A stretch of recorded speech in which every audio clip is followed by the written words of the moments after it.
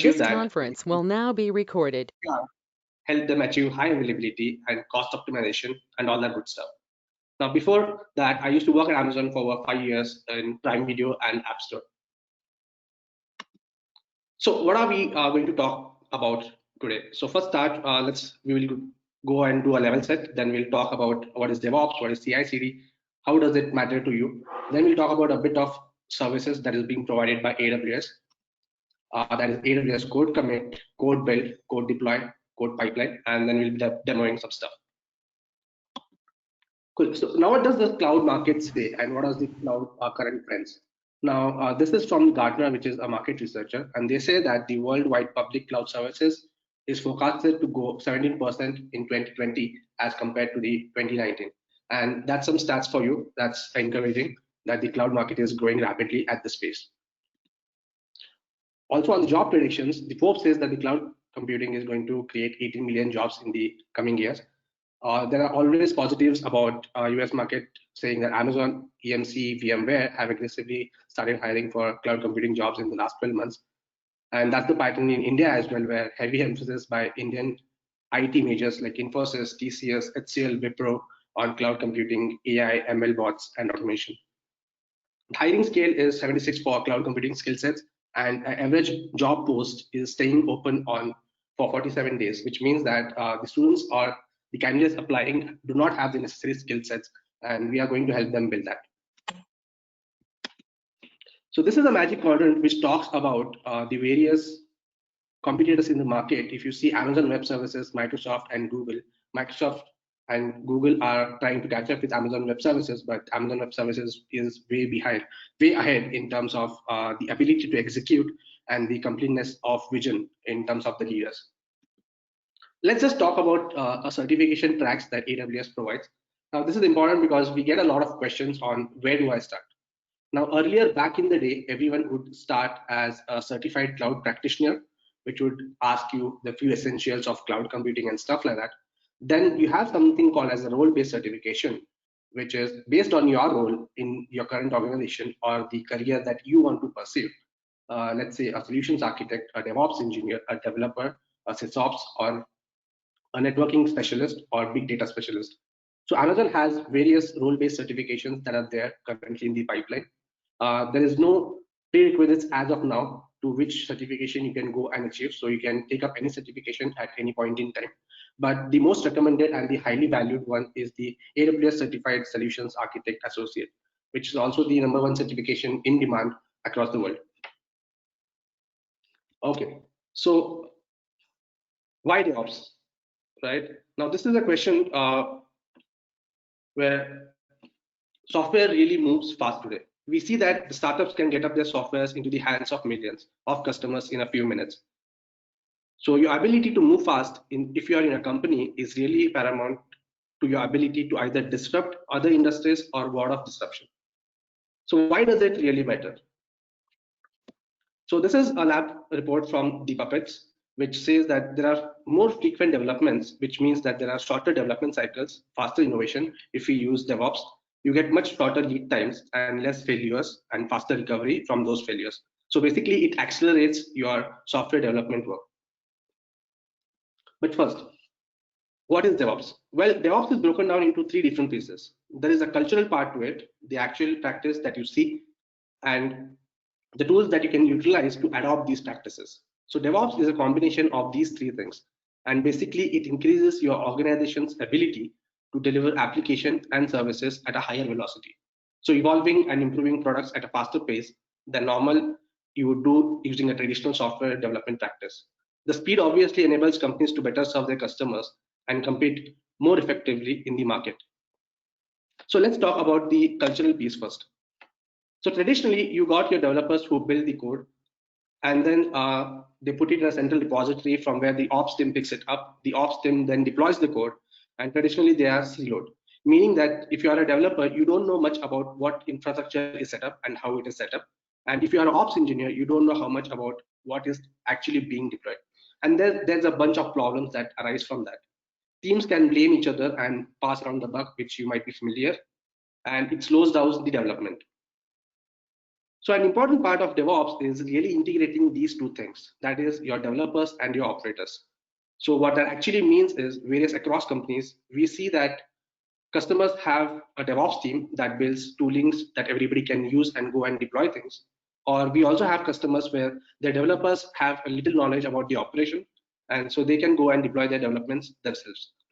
So there are different ways to do it, but one thing is that it means that it's a shared responsibility.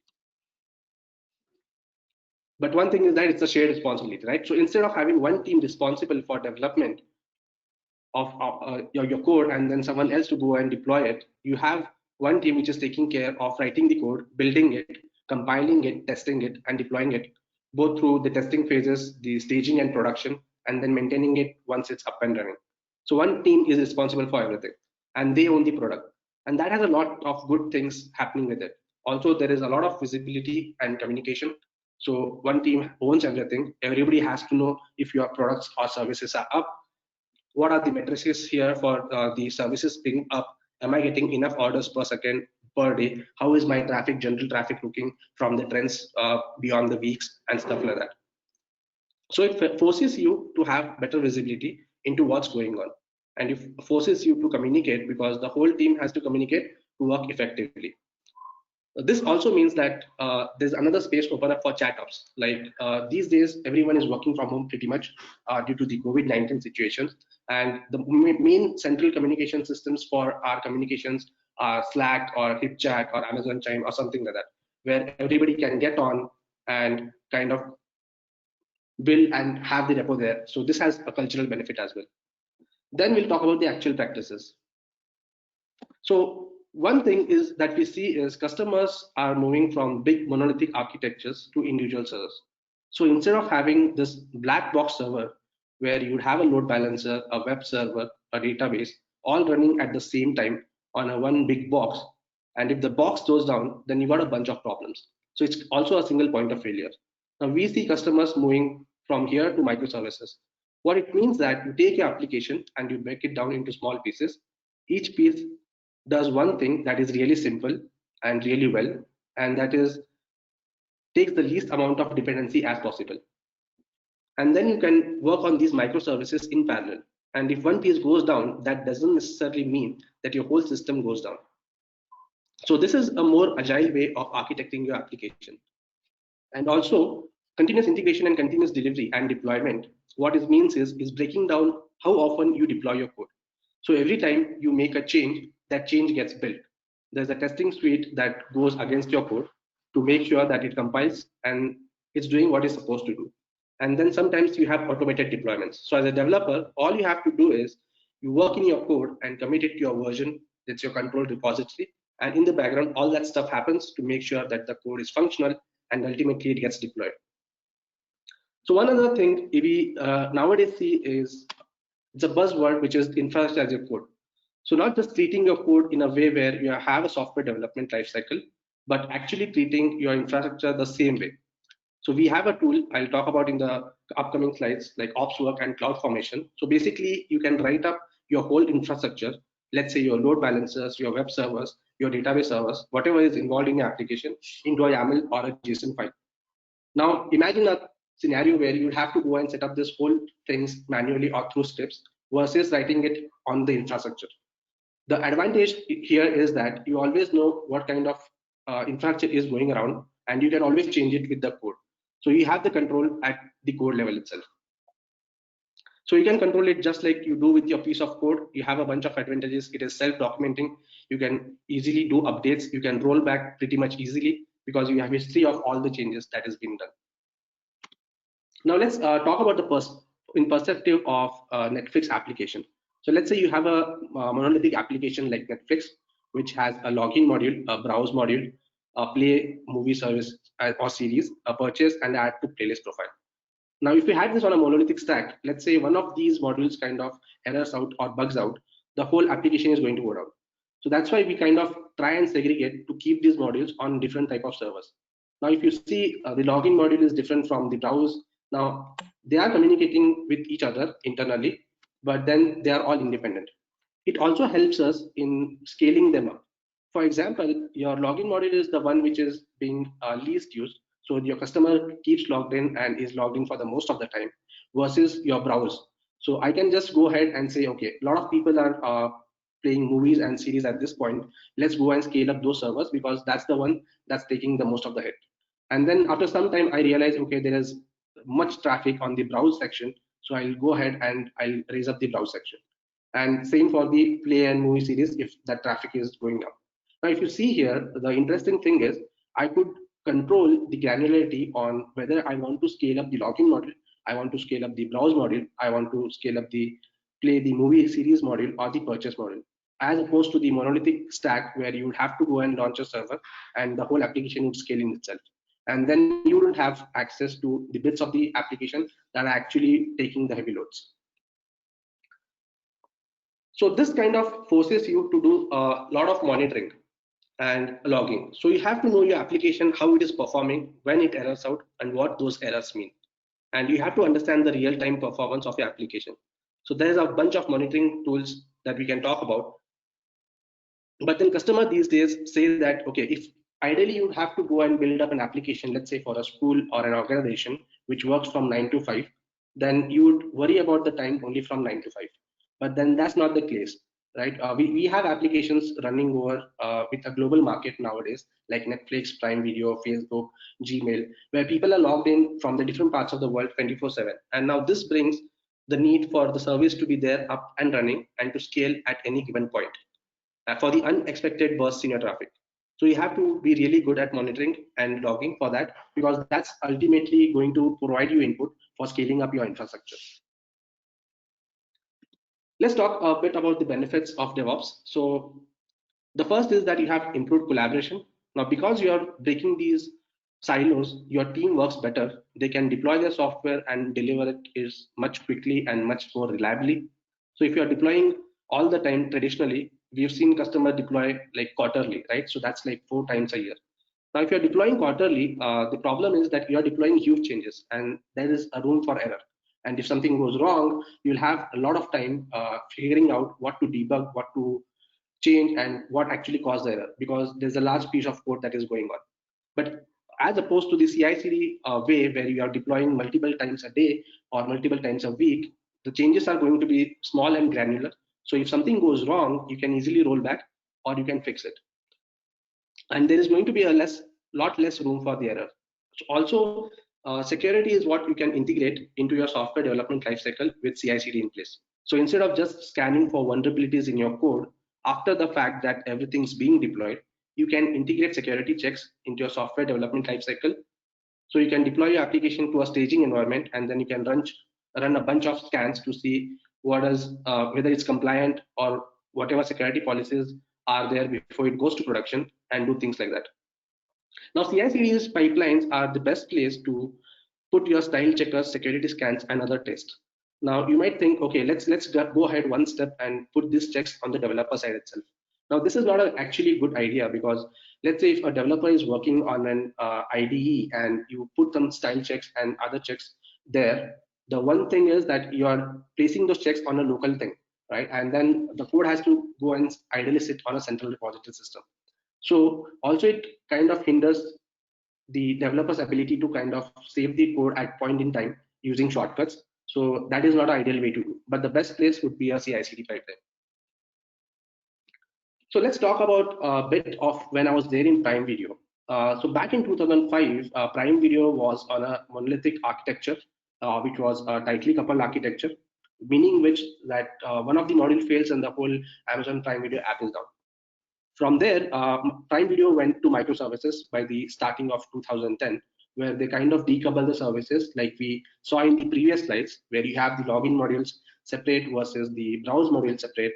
So, but the problem here was you still have to cut a ticket for building your application or to making a deployment for other teams.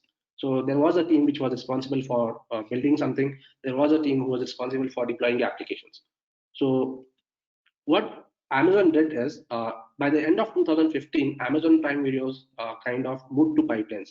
Now we'll talk about what pipelines is, but then with pipelines, you had the full ownership of the product from coding to deployment.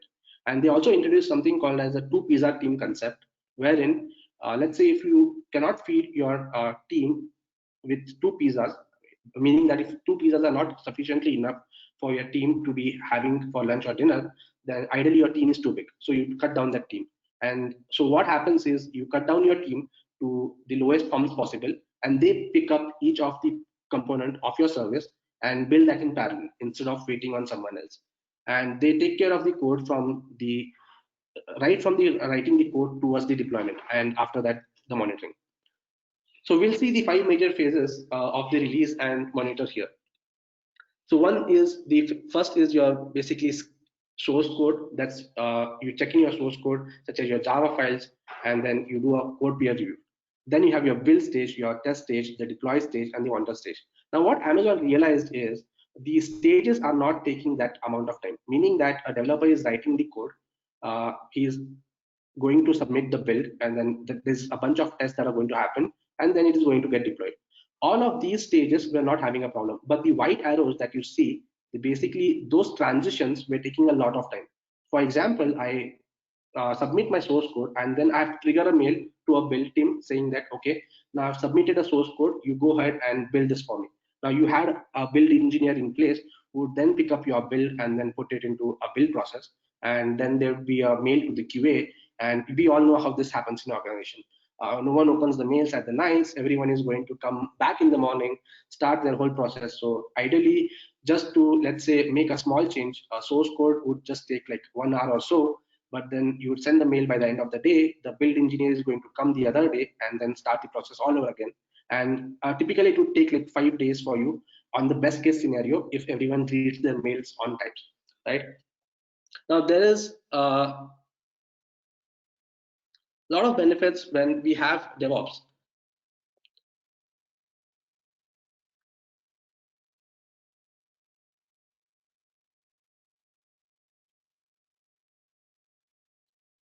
So DevOps means a lot of things for a lot of people. So where do you start? Whether you're a startup or an existing company and you want to implement this, it's a complex answer. It's going to depend on what your needs are, whether it's a regulation or a compliance or you're trying to accomplish, or what kind of product are you building. And doing that transformation can involve organization changes, cultural changes, and also a process change. So there is no real right answer. The important part of to do is that you have to do it. But there's another thing is we have seen customers requesting that they have to have an efficient and a reliable continuous delivery pipeline. And because they want to do that, we end up building a bunch of services for them to help them do that. So let's talk about the 4 phases here. One is where you build your code, write your code, then check in with your version control system. Then you have the build phase where the build is kind of going happening. Obviously, not all languages need to be compiled, but then if you do compile it here, you run your test unit tests, you run your style checkers, you make sure that the code is readable by other employees of your company. And then there are a bunch of artifacts which are created as an output to that, and then you do your test, and then you do your deploy, and then you go out and do a monitoring. Now in the monitoring section, when we talk about DevOps, it's important to notice that the monitoring section is the critical part of it. So no engineer is going to say, okay, I have deployed my code into production and I'm going to go off to home, right? Everyone wants to be aware that, okay, what is the things that are happening post production. We want to have some monitoring in place to make sure our services or API calls are going right. And for that, the monitoring section is kind of important here. So let's say how this fit into the process levels. Continuous delivery and continuous deployment. So continuous integration, what that means is you got a Git repo, let's say for your code, and every time you commit your code to the mainline branch of the Git repo, it gets built. So there's a build that runs and either errors out, so you can go and fix out what is caused it to error out, or it works, right? And then when we have got continuous integration. So continuous integration is a practice of checking your code and continuously. So it means that when you go from source to build, you have the test happen and then it's built, and everything's automated right up the way to your production deploy. Now there is a very thin line between your continuous delivery and continuous deployment, meaning that customer once have an expertise on your continuous delivery, that they start committing their code, start building it. That's basically your integration part. And then once the test happens, they kind of deploy to production. But then you see a gate here. So not every customer wants to go to production directly. So this gate is kind of a manual approval entry, which says that, okay, you've built your code, the code is tested, which is ready for production. Someone has to go and say, okay, I approve of this, and then let's take it to production. Now, continuous deployment is just another automation over the continuous delivery, which means that you don't have a gate over here, and the code that has been checked in can directly go to production. Now, we'll be seeing this as a part of the demo, like how I will be committing a code and it will directly go to the production. Let's talk about some AWS services that will help you achieve this. One is the AWS code commit, which basically means your managed version control on AWS. Then you have AWS code build to build your source repositories, and then you have code build, and you can either use third-party tools to test it out, and to deploy you have something called as code deploy. On the monitoring side, we have Amazon CloudWatch, which you can use to monitor your metrics on the systems or in your code through APIs, and we have something called as X-ray as well. So this is the DevOps portfolio of AWS, which in the software development and the continuous delivery toolchain, we have these services. That's your code commit, code build, code deploy, and code pipeline. On the infrastructure as a code that we talked about, we have CloudFormation and OpsWalk. And in the monitoring and logging, you have Amazon CloudWatch and Amazon AWS CloudTrail. CloudTrail is basically your audit log. So everything that happens to Amazon services is through the API. Whether you make a call through your browser that's on your console, or programmatically you access any of the AWS services, everything is going to be API invoked cases. So you'll have a CloudTrail. Basically, that means that you have a log of everything that's been logged into your account. And we have some service called as AWS config, which tells you what was your configuration at what point in time. So we'll just look at a few of these. Okay, AWS code build. So AWS, what is AWS code build? It's a fully managed build service that compiles source codes, run tests, and produce software packages. So it scales continuously and processes multiple builds currently, meaning that you don't have to go and put up a build server. Now, traditionally, what you would have to do is you would have to manually spin up a server, or let's say a cluster of servers, manage your builds, give a lot of variation and inputs to how the servers are going to run, manage and clean up these servers, always have a security mechanism in place that who has access to what and stuff like that. Now, with AWS Code Build, you can provide custom build environments suited to your needs via Docker images, or AWS Code Build also provides you with a default environment for your code. You pay for the minute that the computer resources you'll be using, and it can be launched with code pipeline, and also it has integration from third-party services like Jenkins, for example. So how does it work? Basically, you download the source code from that's ideally your repository, either from GitHub or AWS Code Build, and then you execute a command, and basically the build spec file is the temporary compute container, which will spin up a container for you, build the necessary code that is being given with the build spec. The build spec is going to be the outline for you to tell that, okay, these are the things that has to be done. So we'll see how build spec file looks in a while. Then you can stream the output of the build to service console and probably store it in some services like S3 bucket, which is your generation of the artifact. Artifact is basically means that you go and take the build output of it.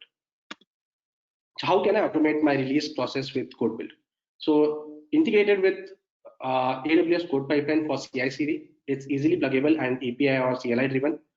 You can also bring your own build environments if you have your custom build environments requirements, or you can create Docker images containing tools that you need. It also supports open source Jenkins plugins, so you can use code build with Jenkins plugin as well, and works off the Jenkins master as well. So this is how typically a build spec YAML file looks like. There are variables to be used for a build phase. So this is where we are just going to set up the Java home path. And then there are phases, which is pre-build, build, and a post-build. So you can either say, here I'm going to just go and update the server, and in the pre-build phase, I'm essentially not doing anything. that's pretty understandable. And I'm in the build phase. I'm just going to go and install Maven. So this is like a sample build spec YAML file, which looks, this can be more complex based on what your specifics are for building the application. And at the end, I'm saying that, okay, artifacts, I want to go and put this into one of the S3 buckets. Building a code. So building a code refers to languages that require the compiled binaries, right? So ideally you uh, take up the code and then put it in a building machine. That's basically your build servers. And for some languages, you would require them to build. Some languages don't require builds to be happening. We also refer to the build process of creating Docker container images as building the image, which is self-explanatory. For some of the languages, there is no building required. So there are interpreted languages like PHP, Ruby, Python, Node.js. So you can just deploy your code. Now, testing your code. Testing is both science and an art form. So goals for testing is you want to make sure your code is being tested before it goes to production or any other staged environments. The QA comes in this place and they want to confirm that the desired functionality of your code is reached. They can catch any programmatic syntax errors or code patterns to the format. If you have any good cop rules saying that your code has to be standardized in this fashion, that can be done here. This can help you reduce bugs due to the non-desired applications usage and logic failures. And it also helps you make your applications more secure. Now let's talk about the pricing. The pricing is pay by the minute. So there are three compute types, basically the kind of instances you are going to use. You are going to be billed for per minute. So they have different configurations in terms of the RAM and the CPU. So basically, depending on your use case, you are going to select one of these machines and you will be going to be billed for per minute. The free tier also includes like 100 bill minutes for the first. Now let's talk about code deployment. Now that what does code deploy do for you? Automates your code deployments to any instances.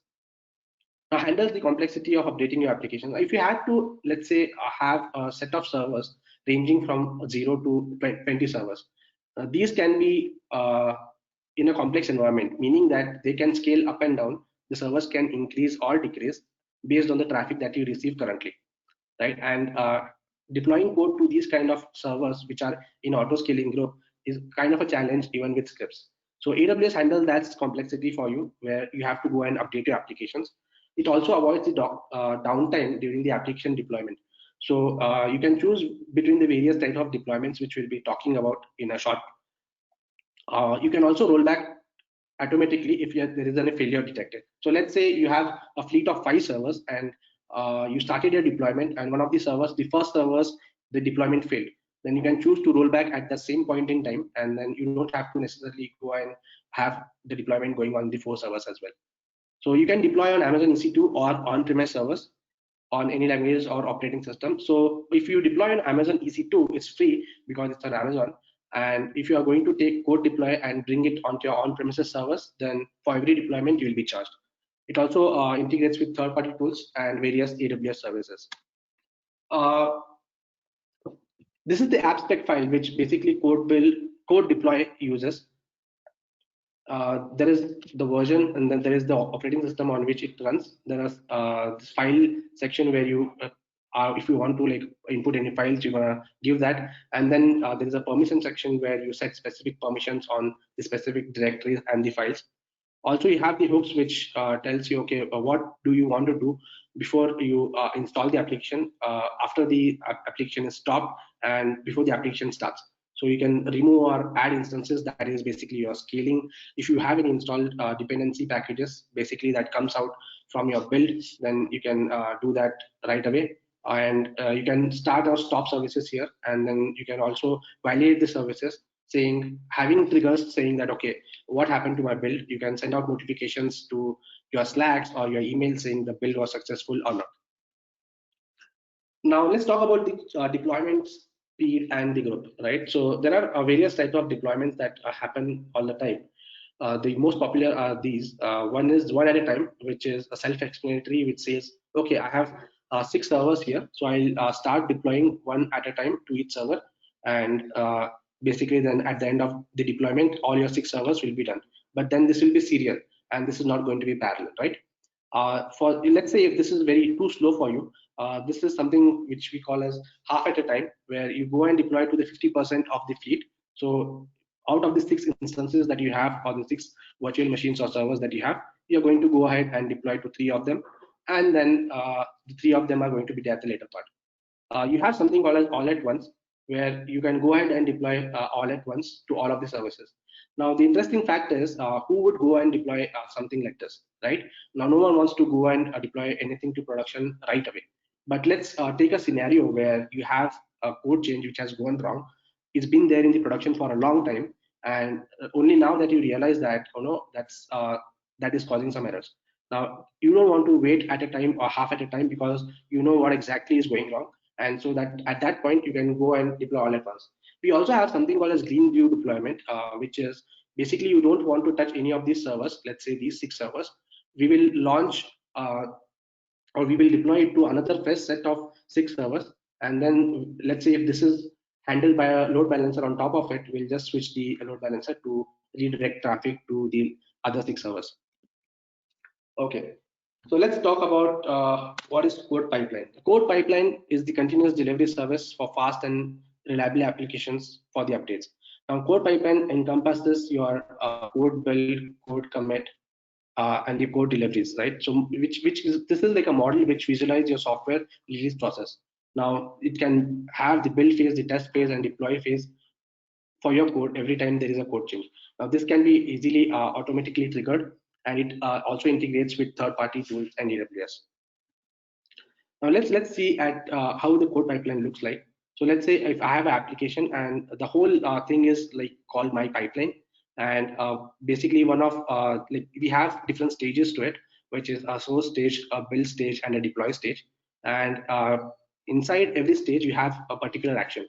Now the arrows point out that there is a transition. Now this is the transition I was talking about at the starting of the slides, when I said all of these stages do not take a lot of time, but the transition between these stages is something that was taking a lot of time for the users back then. That's why our CI/CD came into place to make this transition smooth. So now what happens is, once I place my source code here, let's say I can trigger a hook saying that, okay, the source code is placed on this particular master branch, go ahead and start building it. Now, once the build is successful, the build is going to trigger another hook to deploy and saying, okay, the build is successful, we have a new build, just go ahead and deploy it to Elastic Beanstalk, via Elastic Beanstalk. Also, you can have parallel actions, like let's say we are doing a code build. During your building process, I want to notify the developer that the build has started or the build has ended, right? So these actions can happen in parallel. Like once the code is committed and the build has been triggered, the you can have invocation from Lambda, which is a serverless function on AWS, to say that, okay, we have started the build, or what is the progress on the build. Also, you can have sequential actions saying that once your build is done, we can run some test APIs or run some scope or integration test or unit test, or what test you want to do before you go to deployment. Now we can have manual approvals here, like we talked about. Like no one wants to go to production just like that, even if everything kind of works out in the staging environment. And for that, if you want to have a manual check, the only then if let's say I go and manually approve that, okay, now that the build is successful, I'm going to tick that box, right, and then it is going to deploy to the production environment. AWS code commit. So this is the last part where we'll be talking about what actually is code commit. It's a secure, scalable, and managed Git source control. So just like you have your code in Git or GitHub or Bitbucket or any other version control system, this code is going to go and sit in AWS. So that's basically AWS code commit in a line for you. It uses standard Git tool, so all your Git commands are going to be the same. There's no change whatsoever. Like in Git, we create a repository. We are going to go ahead and create a repository in Git code commit, and we are going to go and manage our code from there. It's scalable and available and durable because Amazon is managing it, so you don't have to go ahead and do anything. You can create unlimited number of repositories, and Amazon is going to manage all of that for you. Encryption at rest with customer specific keys. Basically, all of your code is encrypted using something called as Amazon KMS, that's Key Manager Service, and you can have post-hook commits to call out functions like SNS or Lambda.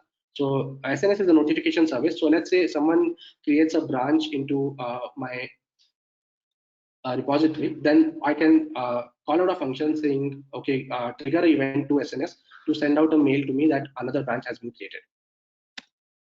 Benefits of code commit. We have the source code in the cloud. It's secure and it's fully managed. It's highly available because again, it's being managed by AWS and you can store anything. So this is going to go and sit in S3. That's why you can have unlimited amount of storage. Okay, so let me just go ahead and quickly do a commit on my code so that once we are back, so let me just go to the workspace and okay, demo CI/CD hybrid skill app. So I'll just go and check what's the status on this. Everything is clean. I'll just do a log as to what changes are done. Okay, cool. And I'll just modify this file and we'll see in what is the output of it. So we already have a pipeline in place, which I'll show you shortly. So I'll just say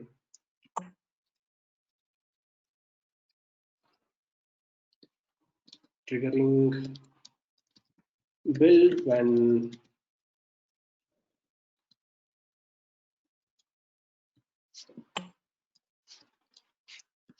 in demo. Okay, so let me just show the console to you quickly. So this is where this is the code commit. Basically, if this is the Amazon console, and under services, I can just click and say code commit. The major thing we have to take care of having to deal with any Amazon services is that we have to check the region for the availability of the service. So if you can see here, this service, that is the code commit, is available in most of the regions except for a few regions like Africa, that's AF South 1, and Europe Milan, that's EU South 1. Right. So before building and starting off anything, we'll have to make sure that this is there. I'll just quickly show you the pipeline as well that we've done for this demo.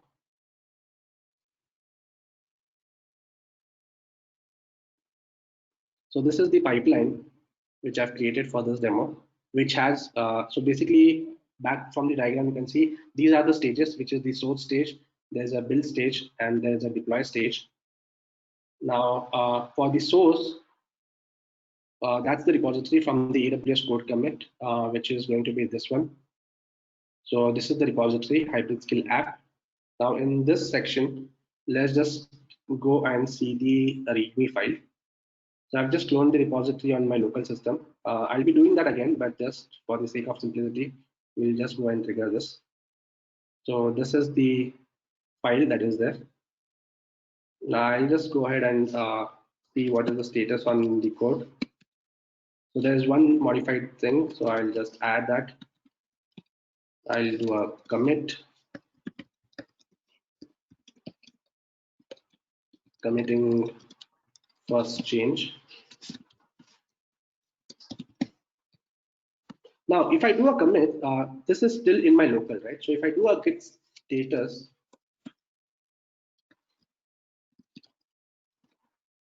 it says, okay, nothing to commit, working tree clean. But we have to understand that if I cat my README file, this has like triggering build when in demo. That's basically there in my local, and still it's not there here, which is my central repository. That's your code commit, right? So for this, we'll have to do a git push. And with this git push, ideally what should happen is it should go ahead, start building it, and then deploy as well. So we'll come back to that after finishing our slides. Okay. So benefits of co-commit is we can have the source code in the cloud, which is secure because it's been secured by Amazon using KMS. It's fully managed, basically, meaning that I'll show you shortly. We don't have to do anything except for creating a repository and then managing our code. highly available because it's backed by S3, which is a simple storage service by Amazon, and you can store anything, right? So what happens is it works like the traditional Git. You do a pull or push, and in the backend, how Git commit work, code commit works is it stores all of your commits to basically S3, which is, and then the index of that is stored to DynamoDB, and the encryption is done using the KMS. So the same Git experience will be seeing that shortly, which is you can just clone the URLs, start writing your code, start committing your code, and do a Git push. The pricing is that you have one active user, $1 per month for the code commit. For code pipeline, also one active pipeline per $1 per month. And code deployed is free because if you want to do it on Amazon EC2, then you are paying for EC2 anyway, so code deploy is free. But if you are doing it on on-prem, then you are going to go and pay zero point 0.2 cents for every deployment. Okay, let's just go ahead and see if there is any trigger that has happened. So if we see there is a code commit which happened, which got succeeded. So let's just go and check out this file. So earlier there was triggering pipeline for the demo. So if we refresh this file, we should be able to see that there is another change which is being involved. Okay, so triggering build when in demo. So I'm just making a small change to the README file. So to say that, and then there is a build which has been succeeded just now. We can just see the details of this as well.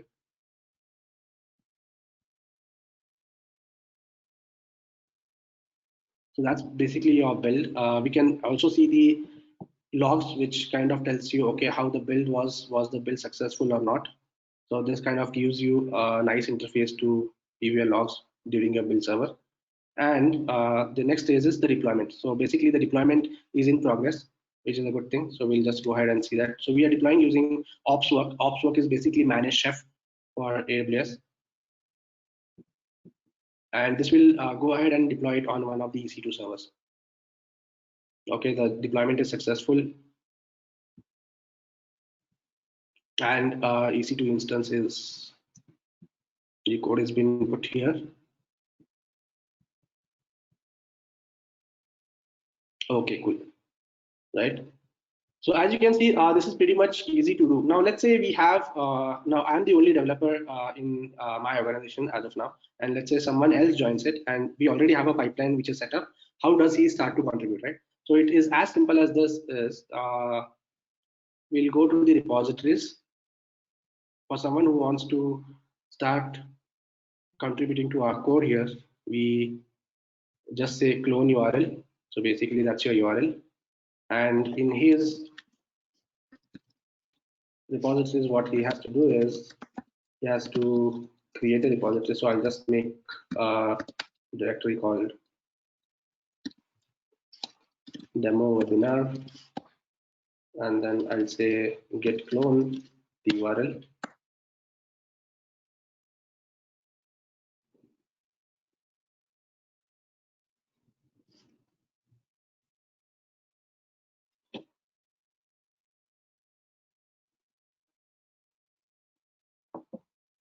So now it's taking up the code from the git code commit, and we do ls. You have your demo webinar. Okay, now you do ls. Just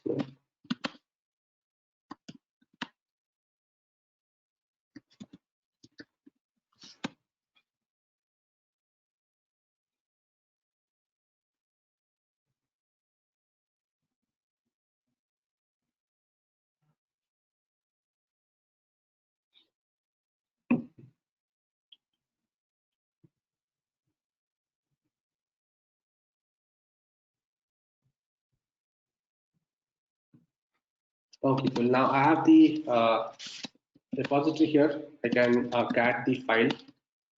So this has the latest changes in here. And let's say I want to make another change. So I'll just go ahead and do a change on the README again. So first I'll do git status to check anything is there. No, everything is clean. So ideally you would not want to do it on a master. You would check out another branch and then send out that for review. and then merge it back to the master using git merge or git cherry pick. But for the sake of simplicity, let's go ahead and do some changes here in the README file. So I am the new developer to the team, so I'll just introduce myself saying, hi, welcome to the webinar.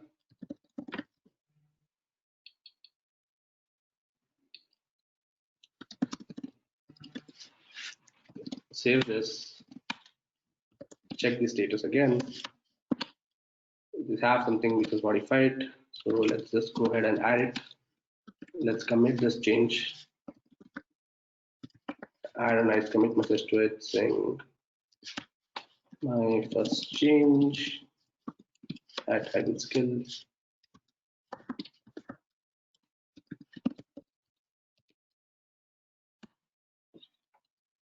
Cool, and we are good to go. Now, if I just do a git commit, it's always asking me to say, okay, your branch is ahead of the original origin master by one commit. So either git push. So if let's just quickly check if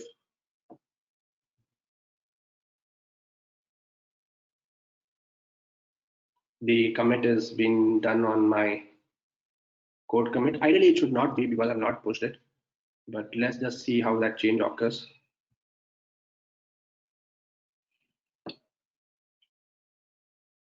So there you have, and I'll just go ahead and do the git push now. Now you should be able to see this change happening here, which is going and sitting in this repository. That's hi, welcome to the webinar. And if you see, the code pipeline is going to get triggered again.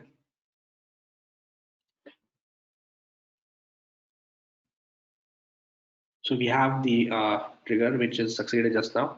The build is in still progress, so we'll just go ahead and see the build.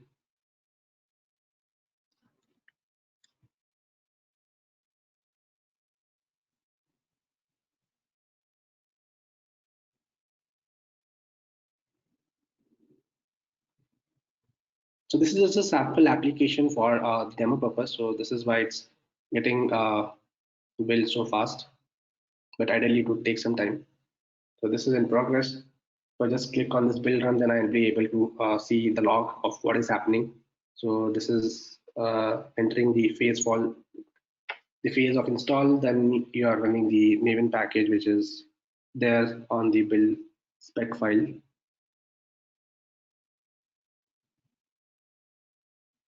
And once this is done, the deployment is going to get triggered. So let me just refresh this.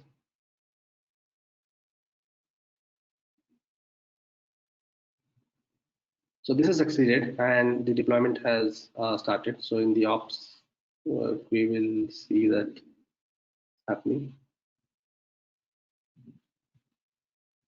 So if I go and see the deployments, there's one deployment which has started.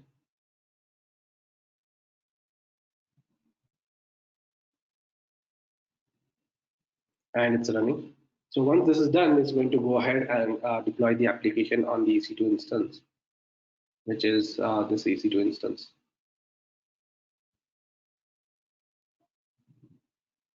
Okay, so that's about it. I just wanted to show you quickly on how this triggering happens.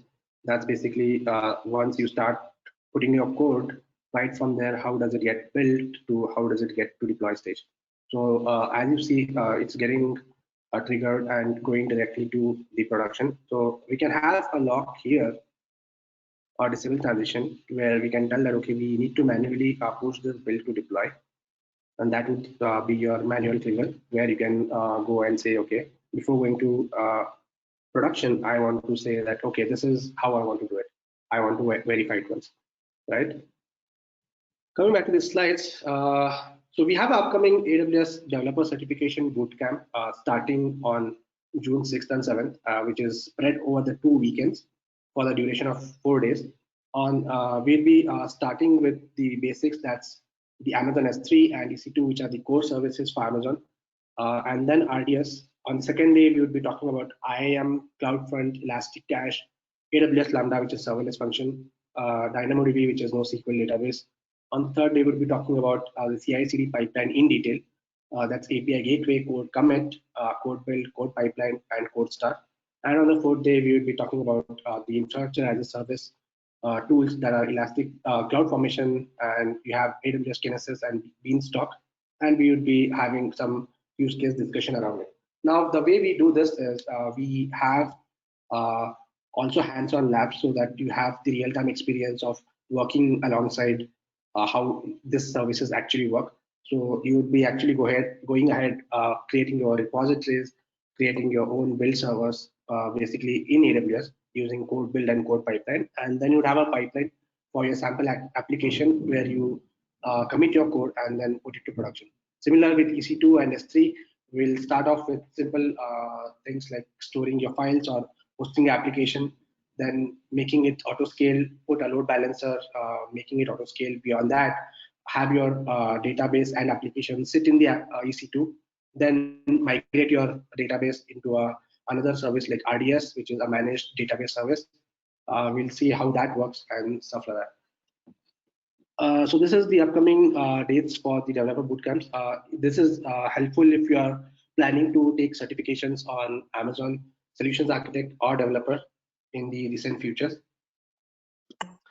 And yeah, back to the question and answers. So if anyone has some questions, feel free to ask. There is this link for hybridskill.com/webinar/feedback. So your feedback is valuable to us. So let's make sure you input your feedback as well. Let's start taking up questions.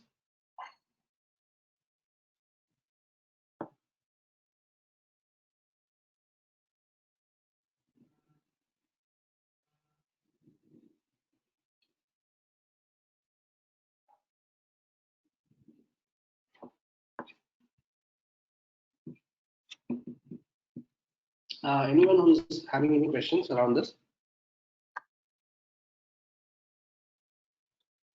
So let's start by, so I'll start with some questions. So what service should you use to store your code? Any answers for the participants? What services are you going to use to store your code? AWS code commit. Okay. How about building your code? Using AWS code pipeline. You start building your code using AWS code build. The pipeline is going to actually give you the whole bird's overview of having the code commit, code build, and code deploy under the whole bracket, right? Under a central belt where you can go and see these things. So if you just see the console, right? So that's your pipeline for you, which talks about the stages. So the stage is with your source stage, where you actually go and put your source code. That's either can be code commit. Now, can we have integration with Git in this place? Let's say I don't want to have the source as the code commit. Can I have a Git in this place?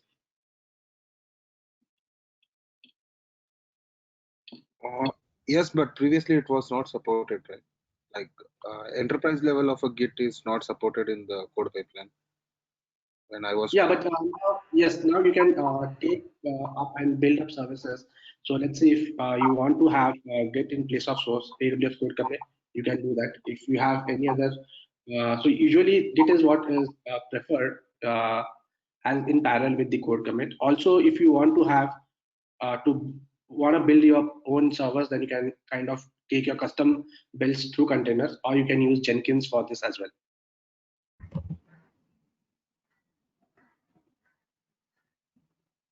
yes, okay.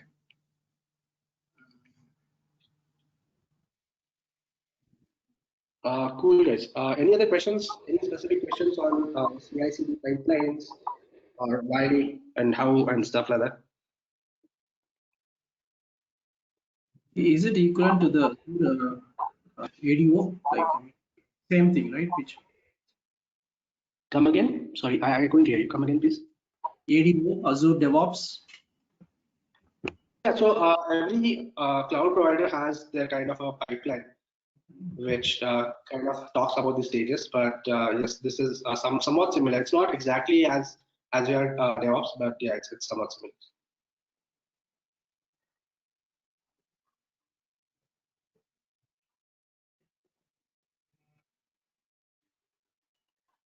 Also, Google has its own pipeline services. So all of major cloud service providers these days have their own repositories for storing your code, building your code, and then deploying it, right?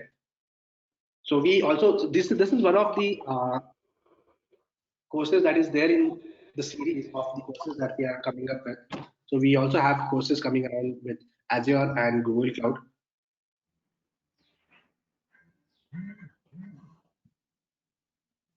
Mahesh, actually, Yeah, I have a doubt.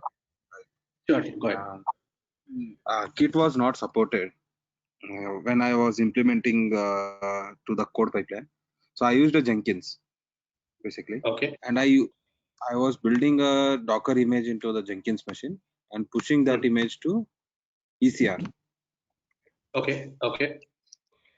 and storing the metadata of ECR into the S3 bucket as a file. Like JSON. Basically, I'm taking a JSON file from the like where you used. Can you open that code pipeline thing which you shown just now? Yes, yes. Yeah, into the source type. I just selected a S3 and selected that file, and Okay, I directly deployed to the ECS container. So, is there any got other it, got good it. there, like other than this? Sorry, I did not get your question. So is there any other? Is there any other good method? Is there like, or it is correct only? Like, So this is one of the best practices. So there is this is relatively new, right? In terms of Amazon keeps on adding extensions and adding support for the third-party tools to come and integrate here, right? But what you ideally are doing is you are taking the file and putting it S3 and making the S3 as your source, right? correct. That's good enough. There's no problem with that as far as the problem.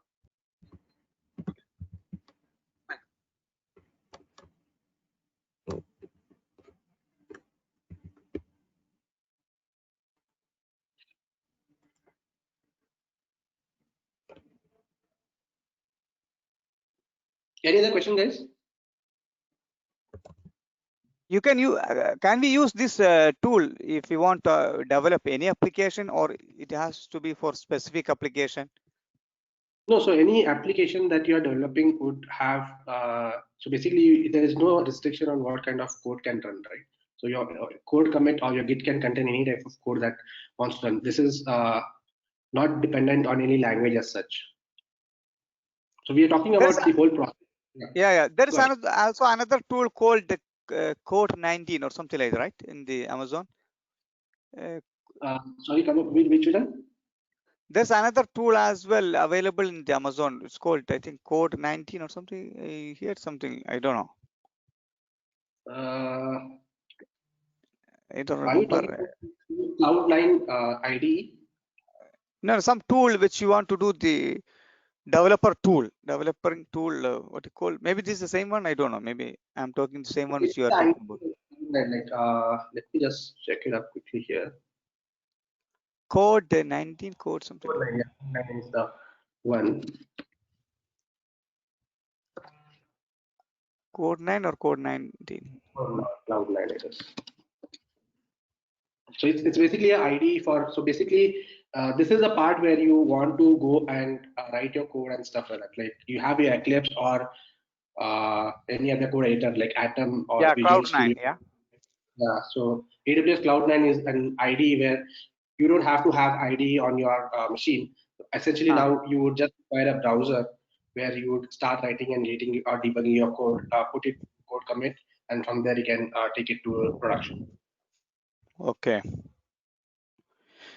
For other students who joined in this session, for all of your information, I am one of the student have taken some training course before from Hybrid Skill.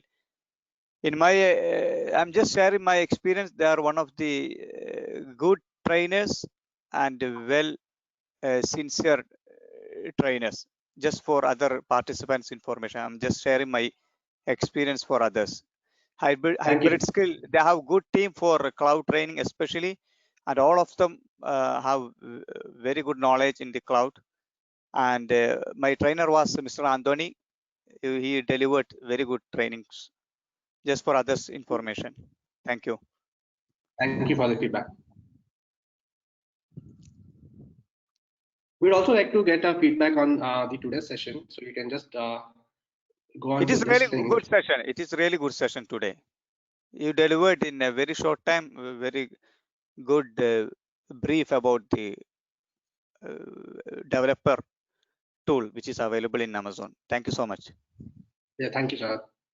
Any other questions I want to take off before I quickly pass this to Sunil?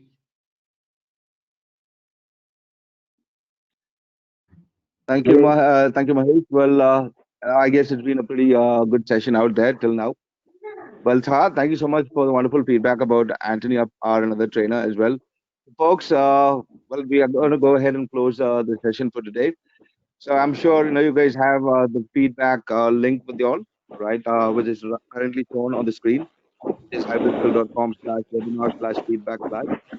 Do share your feedback, and me and my team will touch base with you guys with the upcoming training just to see how much or how you guys would like to go ahead and take this further.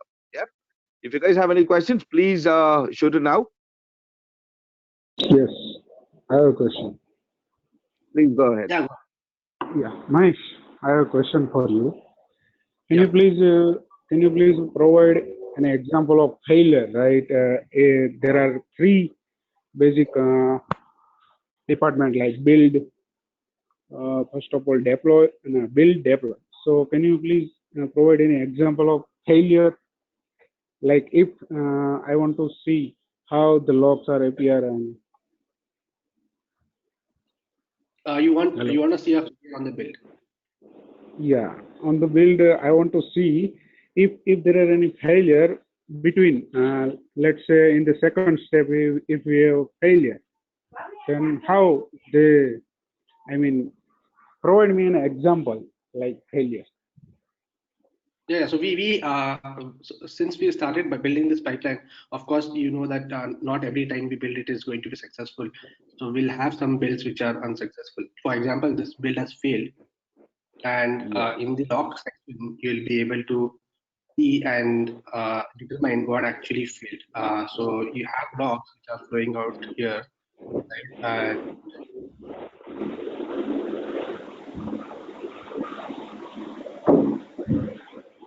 So if you see this log, right, it's pretty interesting is that you have a build success message log.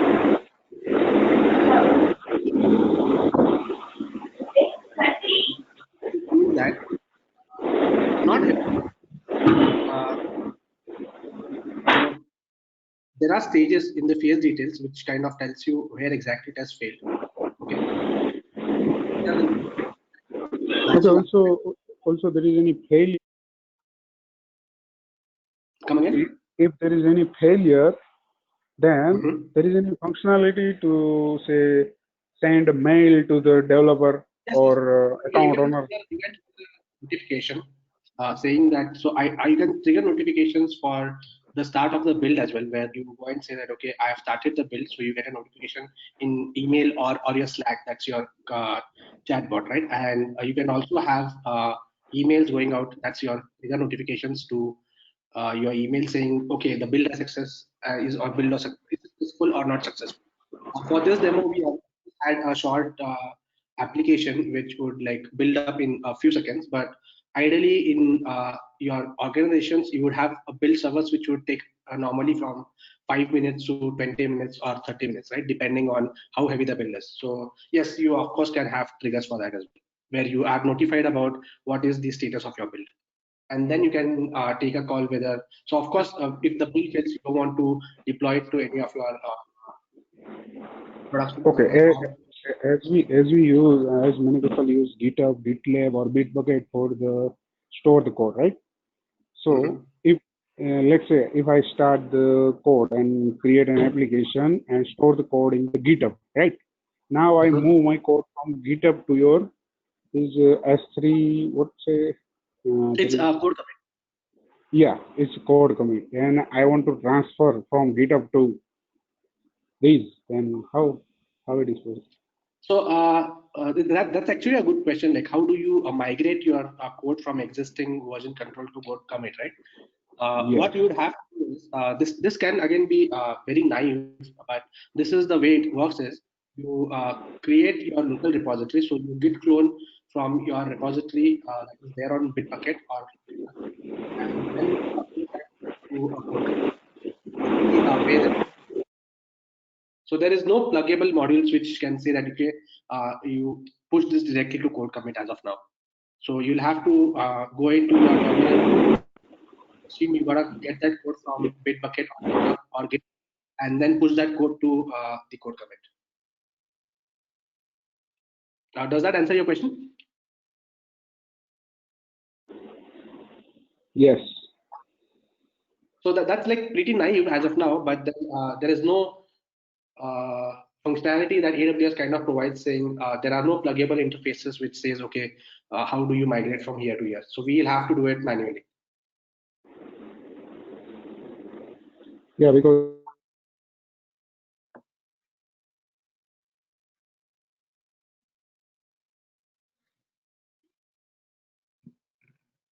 Hello.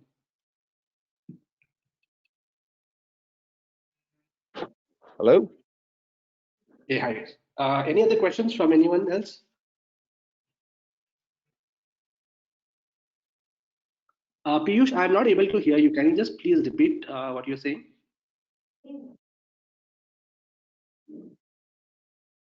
I think Piyush has some audio issues at his end. sorry. Yeah. Yeah, as I said, many of developers use the GitHub, GitLab, Yes, yes, or Bitbucket.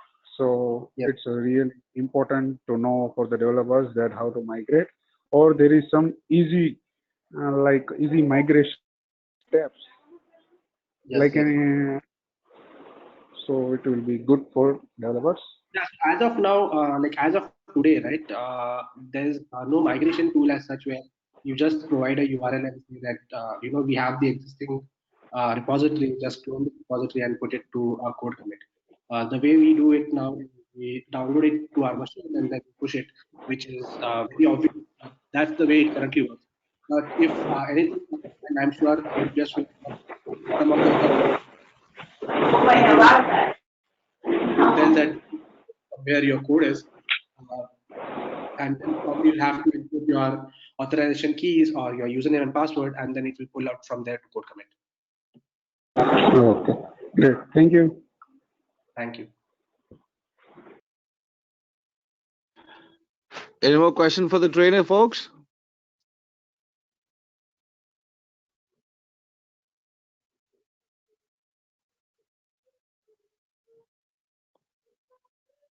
Wonderful. All right, so it's been a pretty fruitful session for today, and I hope to see you all in the upcoming training, which is going to start on the 6th and 7th of, which is going to start on the 6th of June. All right, it's probably going to be a weekend batch, which is going to run on 6th and 7th, the Saturday and Sunday, and the following week, as it's a 4-day training, as Mahesh Gunjikar explained earlier in the session. So right now, we would like to go ahead and say goodbye to you all, and we would love to connect with you all in the coming days. Yep. Thank you so much, folks. Have yourself a great weekend. Bye-bye. Thank you guys. Thank you guys, and stay safe. Take care.